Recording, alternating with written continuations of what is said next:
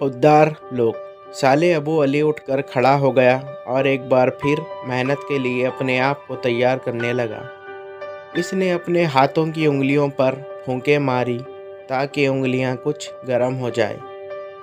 इसके बाद उसने अपने दोनों हाथों को रगड़ा और फिर अपनी बंडी में छुट गया जिसमें मूलियों की बोरियां भरी हुई थी और फिर सर उठाकर कदमों को मजबूती से ज़मीन पर जमाते हुए पूरी कुव्वत के साथ बंडी को ढकेलता हुआ चल पड़ा।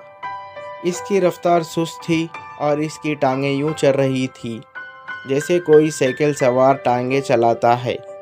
इसके चेहरे पर परेशानी साफ नज़र आ रही थी।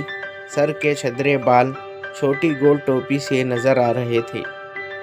सब्जी मंडी से गुजरते हुए अपनी बंडी के लिए रास्ता बनाने के लिए वो चिल्ला रहा था, हटो, रास्ता दे दो भाई, नहीं तो बंडी के नीचे आ जाओगे। जब वो शहर के बड़े बाजार से निकल आया तो एक छोटी सी गली में जा पहुंचा। उस गली के एक तरफ कब्रिस्तान और दूसरी तरफ ढलान रास्ता जो फ़लस्तीनी महाजरों के कैंप की तरफ जाता था। जब तक वो अपने ही पसीने में नहा चुका था और उसे यूं महसूस हो रहा था जैसे उसका हर आज़ू और आज़ाब शल होकर रह गए हैं। इसके कदम मैकेनिकी अंदाज में खुद ब खुद उठ रहे थे। यूं थका मांदा नाकाहत ज़दा बंडी को घसीटते चला जा रहा था। इसके जहन में एक धुंधला सा साया आया। वो साया उसके एक लौते बेटे का था जो 2 महीने पहले पैदा हुआ था। ये बेटा 4 बेटियों के बाद दुनिया में आया था। साले अबू अली के सीने में दर्द की लहर उठी। इसका ये बच्चा बहुत सेहतमंद और तरोताज़ा था, अचानक बीमार पड़ गया था और इसने इसके लिए जो दवाएं सरकारी अस्पताल से ली थी वो कारगर साबित ना हुई थी। आज सुबह जब वो घर से निकला तो अपने पीछे अपने उस बेटे को बीमार और लागार जिस्म वाले बच्चे को बुखार में पकता हुआ छोड़कर आया था। साले अबू अली ने सर उठाकर आसमान की तरफ देखा। उस वक्त इसका चेहरा कर्ब और अंदरूनी दुख से मस्क हो रहा था। सामने मोड़ था और ऊंचाई भी थी, इसलिए उसे बंडी को खींचने के लिए ज़्यादा कुव्वत सर्फ करना पड़ा और फिर वो ऊंचाई पर पहुंचकर ढलान रास्ते पर उतरने लगा। इसका पूरा जिस्म कांप रहा था। इसने सामने देखा, थोड़ी दूर फ़लस्तीनी महाजरों का कैंप था।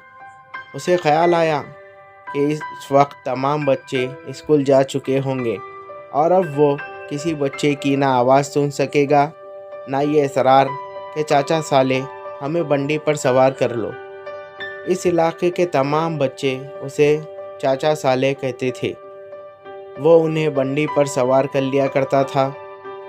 वो सेब जो बोरियों से निकलकर बंडी में गिर पड़ते थे इन में बांट दिया करता था।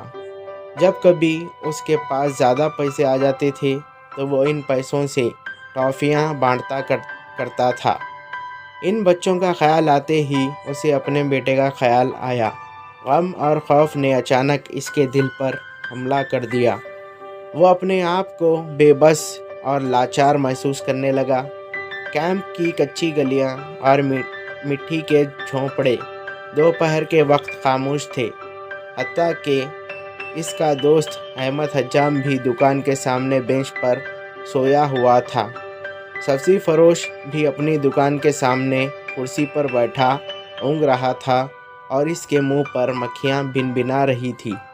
अबू शुक्री की बेकरी बंद थी और कुछ मुर्गियाँ ऐन गली के दरमियान में खड़ी थी।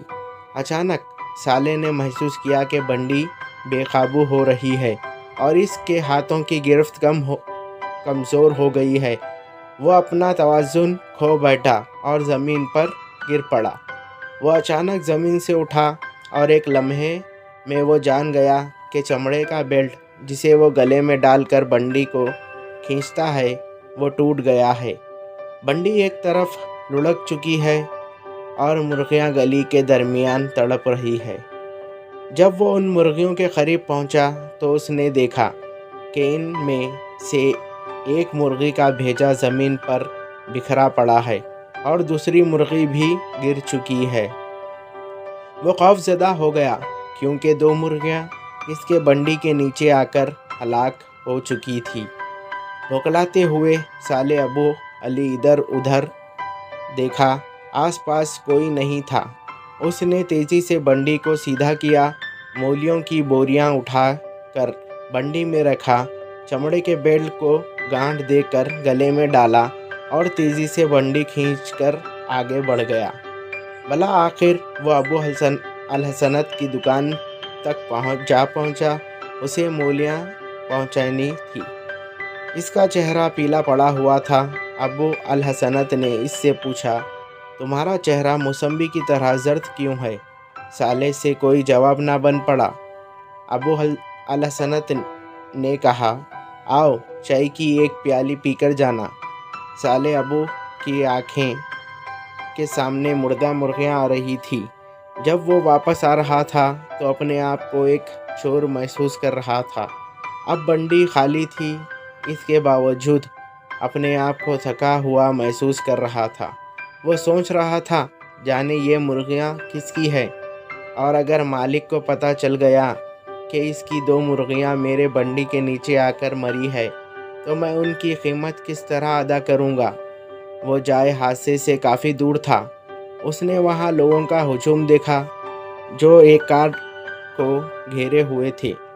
जब वो करीब पहुंचा तो उसने अपने दोस्त अहमद शद्दाम की आवाज़ सुनी जो कार के ड्राइवर पर गुस्सा झाड़ रहा था।